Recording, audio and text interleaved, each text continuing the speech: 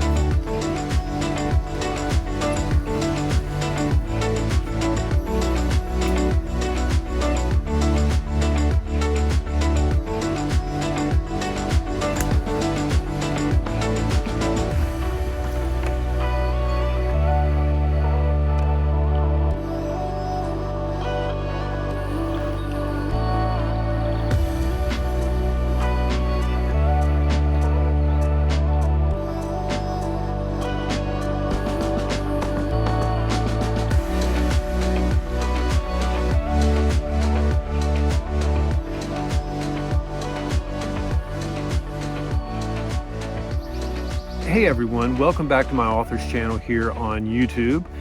In today's video, I'm going to be clearing away some of the deadfall out here at the campsite.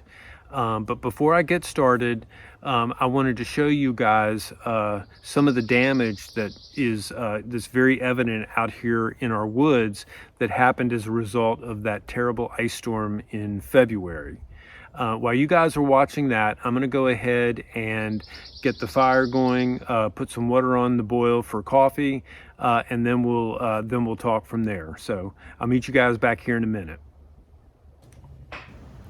The big chill came hard this year. Deep snow, deadly ice, and freezing winds left its mark on all of us.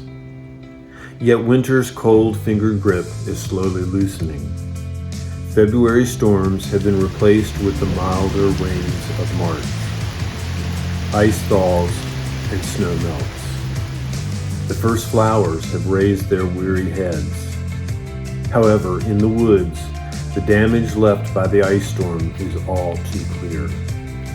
Fallen trees and broken trunks, twisted wood, litter the forest floor.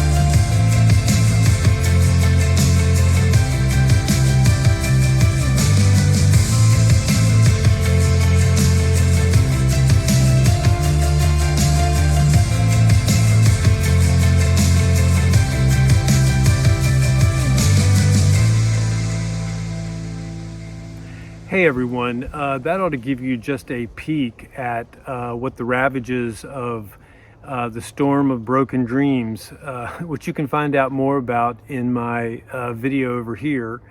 Um, I did a video on the snowstorm that brought all those trees down.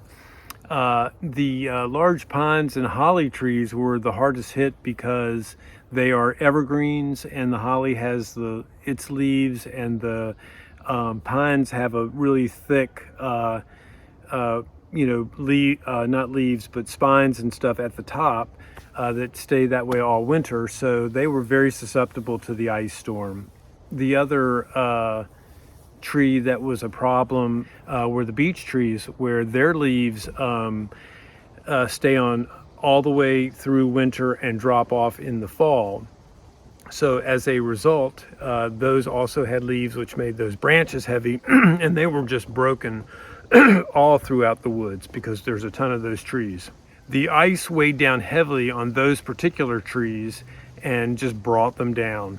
Some of the pine trees are 50 to 60, 70 feet tall, and many of them broke in half about 20 feet up in the air, which you can kind of see in some of the video here. There's like these huge columns now that have no tops, and these huge broken trees laying scattered like pixie sticks down below. As a result, much of the hard work I've put in over the last 4 years making the walking and biking trails was literally destroyed in a matter of hours. 3 or 4 years worth of work there. But I refuse to give up. Just as I refuse to give up on Rivendoah. Even when life drops an army of trees in your path, you just have to cut your way out of it. And that's sort of how I see the work I'm doing on Rivendoah too. It's there's a ton of obstacles that fall in my way when I'm trying to write, and I just have to cut through them and get down there and write. And that's the only answer to finishing a novel, is to write as often as you can.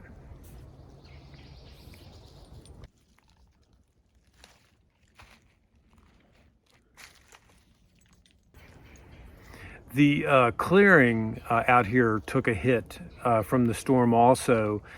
There were some huge trees, some of the huge pine trees that were uprooted, and the root ball just got thrown up into the air and back down across the trail. And so I'm going to have to, and as you saw in that video, I kind of cut through some of that, but I have a lot more work to do because, not only do I have to cut the trunks up, but I also have to figure out what to do with the root ball, which is right across the trail. I'm going to have to cut it up and replant it or get it back in the ground somehow. I'm not quite sure exactly what I'm going to do at this point. I can sort of make the trail run through the middle of the clearing, if I'm biking, temporarily, but eventually I'd like to get the trail back the way it was and have it come down across the side of the clearing here. Anyway, it's compared to some of the other areas, like right over here, you can see all those trees are leaning over, and some are actually leaning right overhead, but not too much. And they're the ones that I am a little bit concerned about. I'm going to have to see what I can do to cut into some of that. I don't think there's anything that's right over the trail that I have to worry about coming down on my head. Being out here during a storm, though, I probably do need to kind of, if it's a windy day, I probably should need to keep my eyes open. But anyway, the clearing fared fairly well. The fire pit wasn't damaged, none of the seating was damaged. So I feel like overall the clearing fared fairly well.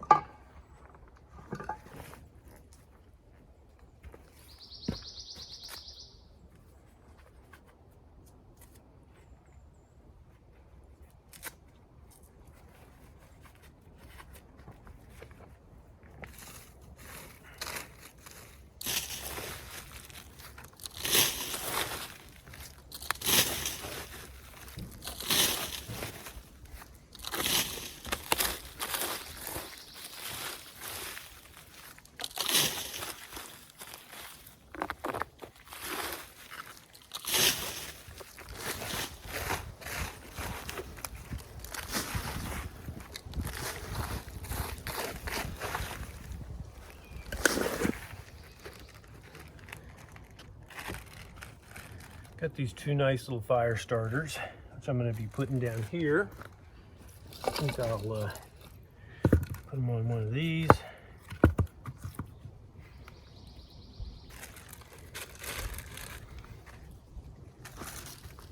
And then just build this up around.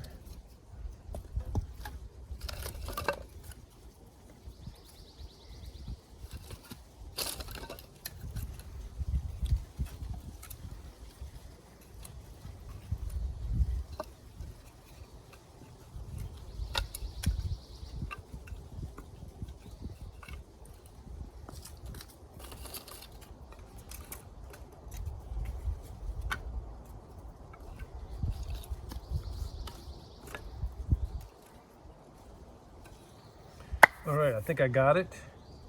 Now I'm going to go ahead and start doing my cleanup around the woods here and get some of these. As you can see, I got some big trees that are down here. I'm going to see what I can do to kind of clear some of this out.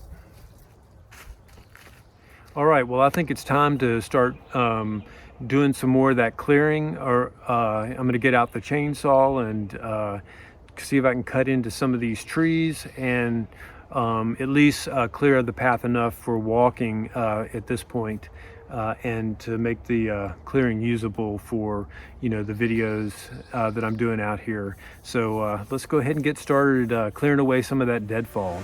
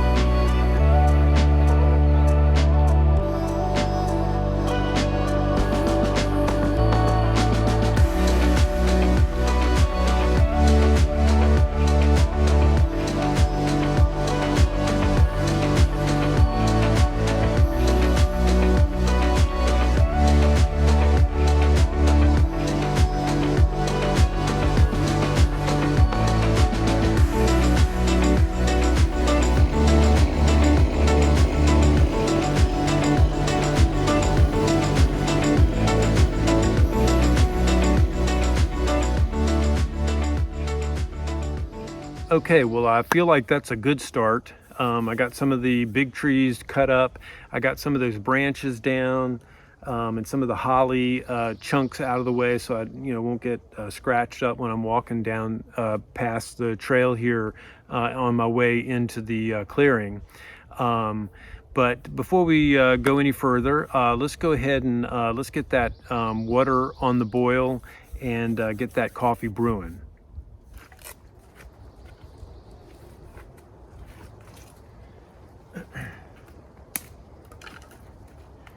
Well, I'm going to go ahead and see if I can get the fire going. I've got my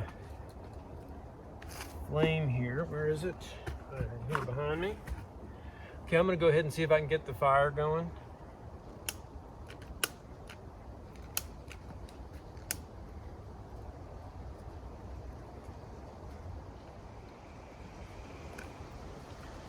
May take a couple minutes to get going.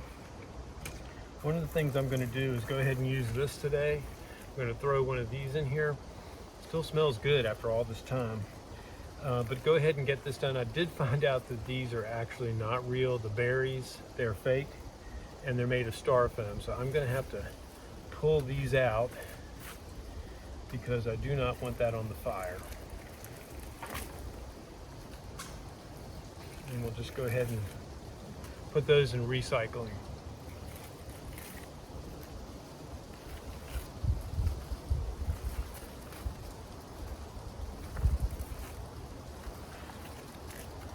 All right, once this gets going, I'm gonna pop this on there and it is gonna go up in flames.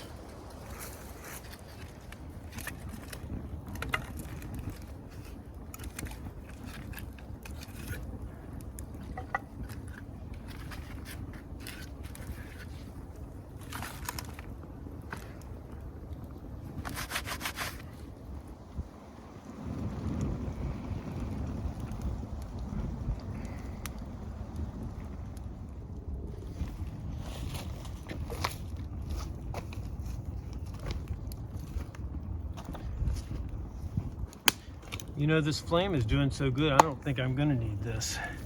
I may save this for a day when I really can't get the fire started. Ooh, that feels good. I think I got a great fire going here.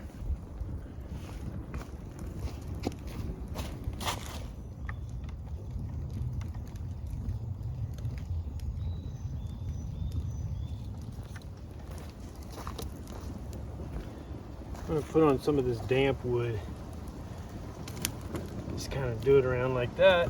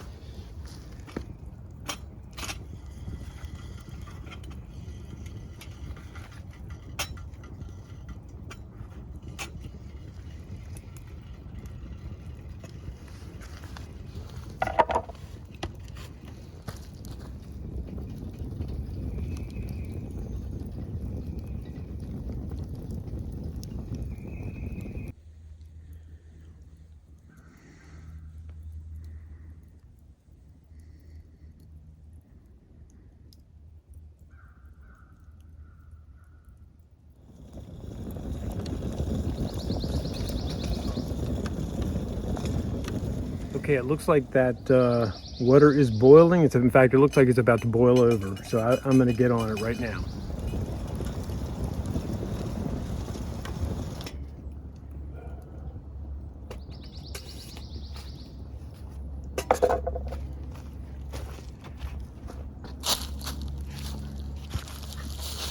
All right, let's see. Let's get this coffee in here. Make it nice and strong today.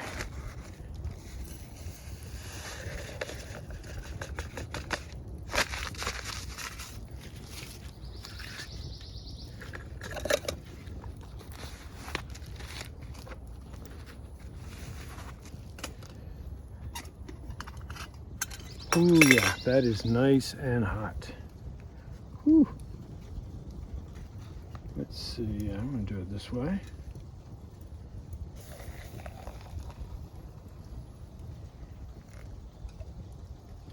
That is hot.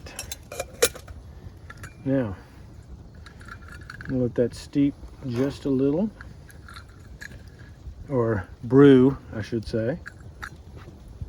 Put that on. And I'm going to let that brew some, and then I'm going to push this down. So I'm going to work my fire a little bit, and then we'll get that coffee going.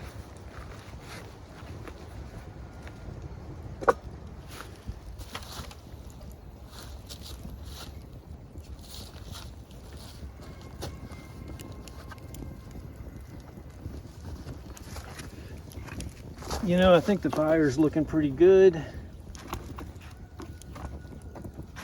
Turn that a little bit so I can get that on there. I think my pot will go perfect right here. My skillet will go perfect here. And I got some heat going, so I don't have any problem with it cooling down too soon. So I think we're in good shape. All right, while that coffee is brewing, I'm gonna go ahead and get my skillet out, get the pancake mix in the skillet with the oil, and go ahead and get started on that, so that I think what I'll do is go ahead and make my pancake, then my coffee and my pancake will be ready around the same time. I can let them cool a little bit while I am going ahead and telling you guys a little bit about where I am with Rivendoah. One of the things I did last time when I was doing this, I'm trying to keep myself in the light here. I feel like I'm losing the light.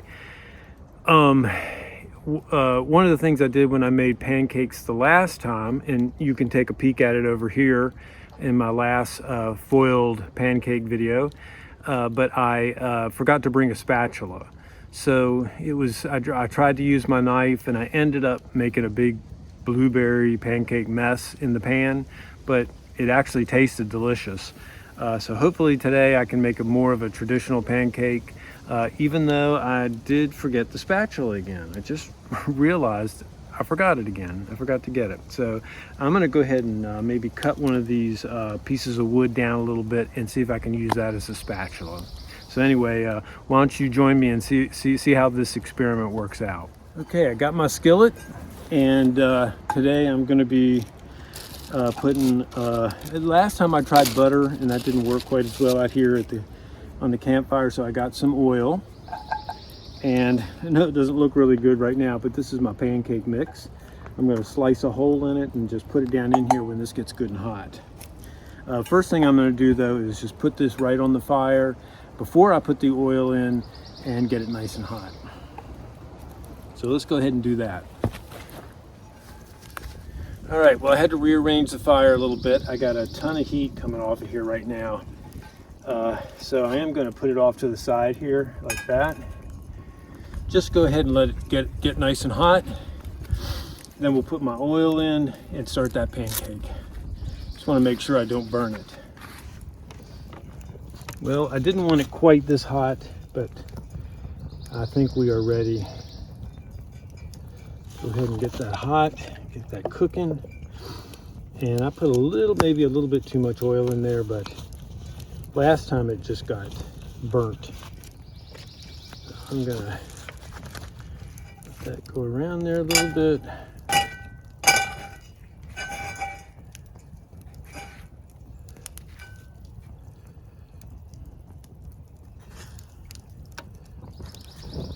Ooh, there we go. Now we got some flames going. All right, well, let's see how this thing goes. It is hot, but I think we're gonna be fine.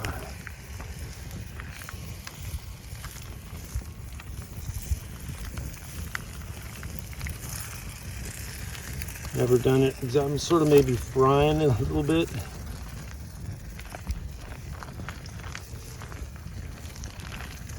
Maybe we're gonna have a big mess again. I don't know.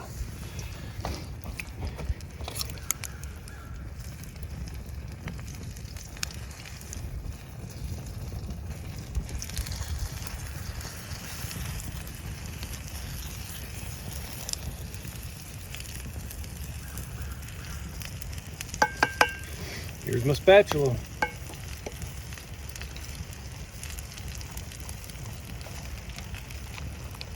That is so hot, I think I'm gonna go ahead and take it off for a minute. Put it right over here. I do not want that to burn. I'm gonna turn it this way. Let it heat up on that side.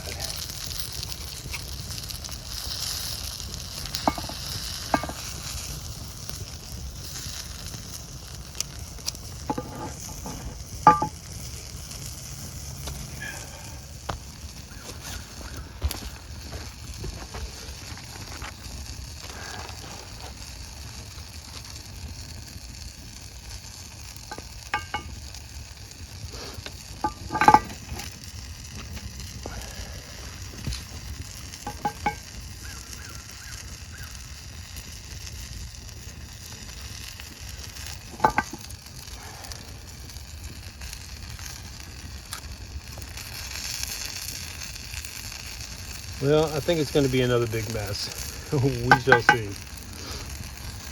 Thought I had it all worked out today, but fire's always, that's one thing about cooking on the open fire. You never know what's going to happen.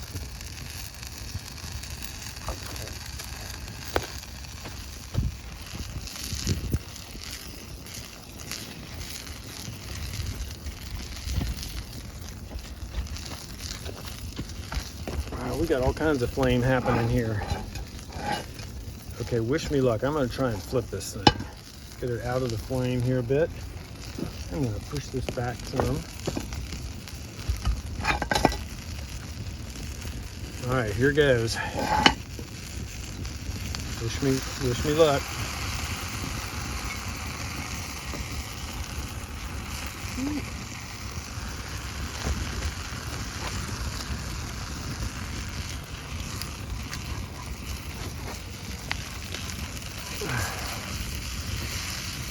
Well, looks like we're starting to fall apart here. I need to get that cooked a little bit more here. That is a hot flame. Well, I think I may have burned it. Let's see.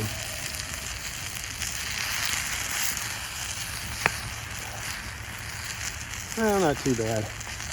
A little bit better than last time, I would say.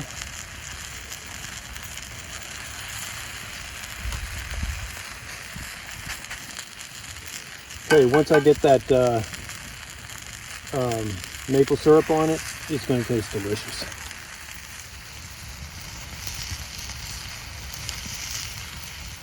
Okay, I think we are done. I am going to pull it off and start eating. All right, take a look at that. Ooh, yeah. Got a little burn there, but I think we're doing fine. Yeah, I'm going to get my coffee started. Let's go ahead and do the press on it. Oops. Okay, I think that worked. Now,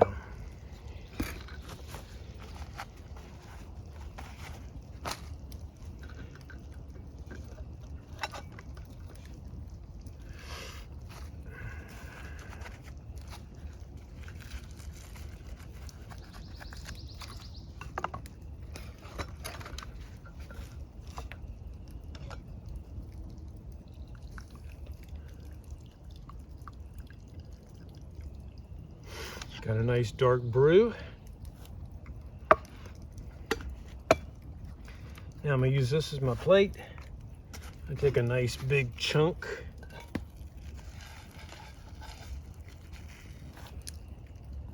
Lay it out here.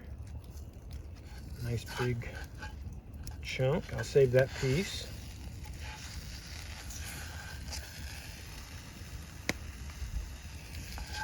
Well, I have to say it's not pretty, but it looks good. Now, I'm going to pour some of this on it, and let's get up close and see how that tastes.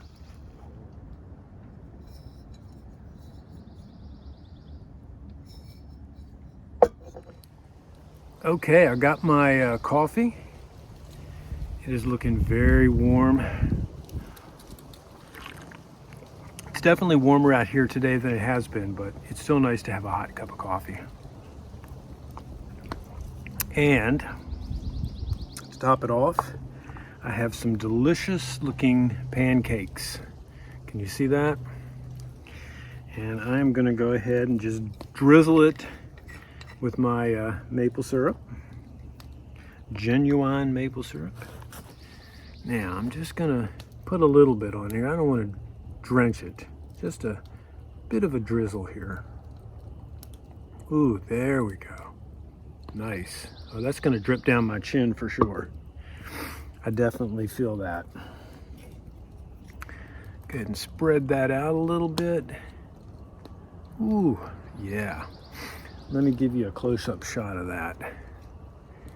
Check that out. That looks delicious, doesn't it? Ooh. All right, well, here we go. Time for a taste test. Yes. Ooh, those blueberries, they keep it from getting too, too dry. They keep that batter nice and fruity tasting. Very good. Very good. Oh, I'm gonna just chow down on this, sorry.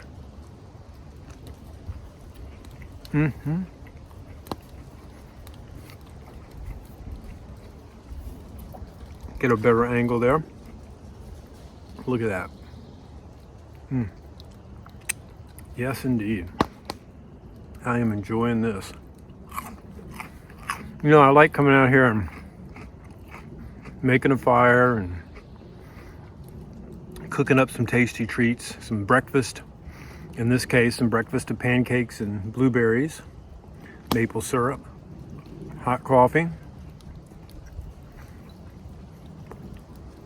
And I hope you enjoy coming out here with me. When I'm done with this, I'm going to talk a little bit more about Rivendoah and kind of give you a little bit, just a quick update. A couple things I wanted to tell you about.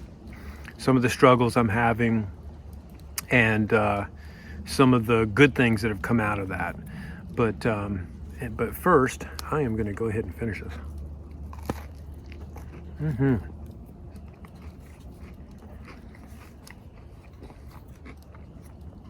Can you see that blueberry in there? Perfect. You know, I don't like to put too much syrup on. I like to be able to taste the batter, and that way it's not too sugary. I guarantee you though, next time I come out here and make pancakes, I'm gonna bring a spatula and a fork. It makes it a little bit easier and it's not quite as messy, but that's not too bad. And the piece that I have left in there is almost a complete half of a pancake. But anyway, I'm gonna go ahead and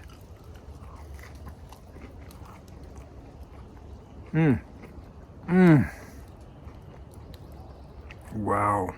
Woo! Too good. Finger licking good. You gonna get grossed out if I lick this? I don't think I will. I don't know where that's been.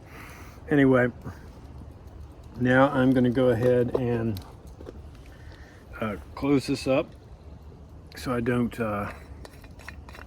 spill this anywhere. The deer would love it if they come out here later. I'm gonna go ahead and get my coffee going. I'm gonna work the fire just a little bit and then we'll talk Rivendoah. Oh yeah, very tasty.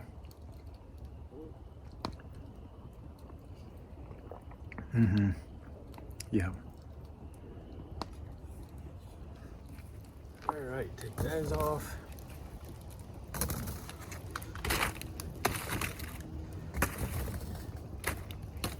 Well, it never gets old, but here we go. It's time to do the dishes. There we are. Yeah, I'm gonna let that burn off, get a little bit more heat from it, drink my coffee, and talk to you about Rivendoah. That was a delicious meal. I hope you guys enjoyed sitting here with me and watching me cook it and eat it, and finishing up this delicious coffee. I did want to give you guys a quick update on Rivendoah. I have made a lot of progress, but I must admit it has been a struggle through the winter. Just like out here in the woods, I have had to cut through deadfall in my life, and you know, those struggles that come are kind of like deadfall that you have to clear away in order to get to the writing. It's not easy, but I feel like I am chipping away at the book one chapter at a time. One thing I do want to share that I'm very excited about is I had a big kind of conceptual breakthrough on the arc of the trilogy, not just the first book, but all three books. I've been struggling with a question of why, why is my evil character doing all this? Why is Malcolm Sutton evil and doing all these evil, terrible things? I feel like as an individual and as a person that I have, well, hopefully will come through the writing throughout the process of the three books. You'll find out his personal motivations for choosing the path of evil. But I felt like the story needed a big concept, a big overarching idea to carry it through all three novels. And finally, that idea came to me. Of course, I'm not going to share it here. You guys are probably like, when am I going to, when are you going to get to see it or read about it? Hopefully that first book is going to come out, within the next couple of months. I'm feeling really good about that. But this idea that came to me really gave me impetus to keep going, because I finally felt like there was a real big reason for all of this happening. More than the character reasoning and concepts that I am working through with the characters, this is more of an overarching, larger idea. And I have to admit, it's a bit of a fantasy trope, if you want to kind of call it that. Such ideas have been written about before, but it hasn't everything. Everything in human existence has been written about, for the most part, by different people in different ways, but this is my version of it. And one of the things I'm excited about, as I was thinking through this, is I came up with this idea of a twist at the end that totally turns it on its head, and hopefully will surprise the readers. It surprised me when it kind of came to me, so very excited about finally getting that big idea that I can tie the whole trilogy together with. It could change. I could come up with something better, but for right now, I feel like I've really gotten over a major hurdle in my writing. So anyway, this, like I said, this revelation has given me impetus to keep moving and keep myself writing. But I would like to know if if any of you writers out there who are watching this have had similar struggles and breakthroughs. You don't have to give the details, but if you want to share some of that in the comments section below, I would love to hear any of the things that you guys are going through that are similar. It helps me, and maybe it helps you to talk about it a little bit too. So anyway, with that, I think I'm going to go ahead and wrap up the video today, and we will see what happens in the next video. I have a little bit of something planned. I'm either going to do another book review for the next video, one of my favorite books of all time, or I have to say the favorite book of all time for me. If I do that, that'll be coming next week. If not, I may be planning another road trip, and those are always fun. So anyway, check in next Monday for the next video. And as I always say, and feel like I sort of am obligated to say, please, if you like the content of this video, give me a thumbs up. And please, if you haven't, go ahead and subscribe to the channel and ding that little bell. You see the little icon here, so you can see what it looks like if you're not familiar with what that does. If you click that bell icon on any channel on YouTube, whenever that person puts out a video, it sends a notification. So you'll know every Monday when I put my videos out. So, or if I do a special video sometime during the week, it'll pop up on your notifications. So anyway, and the other thing that would be very helpful is if you could just spread the word about what I'm doing and what I'm trying to do here. And if you like the content here, tell other people about it. Tell them to come and go ahead and subscribe and become part of the Rivendoah experience, which is, I know that sounds kind of strange, but what it is, it's about a writer learning to write a complex fantasy horror trilogy of novels, because even after the first book comes out, I'm going to keep doing these videos and talking about the progress of the other two books. as it kind of comes to me. And so anyway, hope you guys enjoyed this video. I'm gonna go ahead and finish up my coffee here and let the fire die down, and I will see you guys in the next video.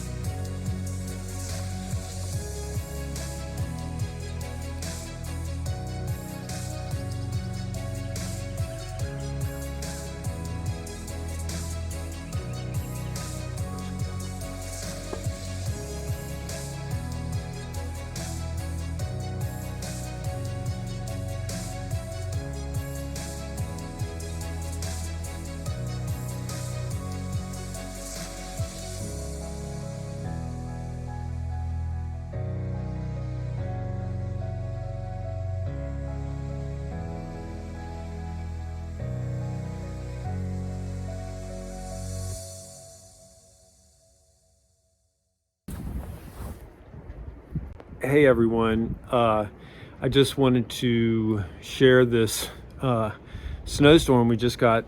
This is the day after I shot the video, and it looks like winter is not done with us yet.